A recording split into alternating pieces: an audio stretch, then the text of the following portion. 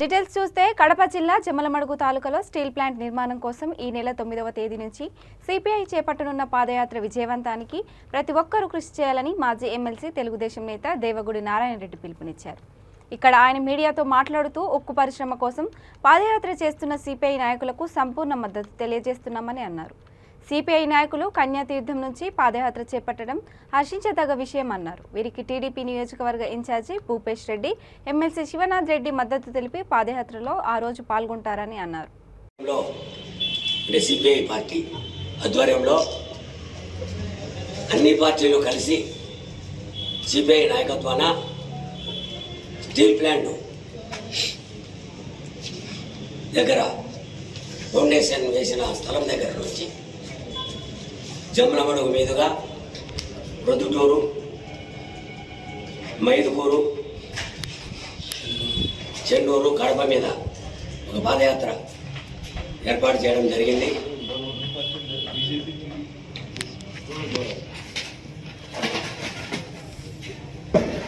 దానికి సన్నాహంగా భాగంగా ఈరోజు ఈ కార్యక్రమం ఏర్పాటు చేయడం జరిగింది. మొట్టమొదటి నుంచి ఈ స్టీల్ ప్లాంటు మన జమ్మలమడుగు ప్రాంతంలోనే దివంగత ముఖ్యమంత్రి రాజశేఖర రెడ్డి గారు ఆ రోజు బ్రాహ్మణి స్టీల్ ప్లాంట్తో పేరుతో ఓపెన్ చేయడం, శంకుస్థాపన చేయడం, దాదాపు కొంత దూరం స్టీల్ ప్లాంటు గెస్ట్ హౌస్ అయితేనేం, ఆఫీస్ బిల్డింగ్లు అయితేనేం, వసతి గృహాలు అయితేనేం, డీజిల్ బంక్ అయితేనేం, చిమ్నీ అయితేనేం, నాకు తెలిసి మిగతా పార్టీ వాళ్ళు ఏమని చెప్పినా దాదాపు 40% పూర్తయిందని చెప్పి మేము అనుకునే వాళ్ళం.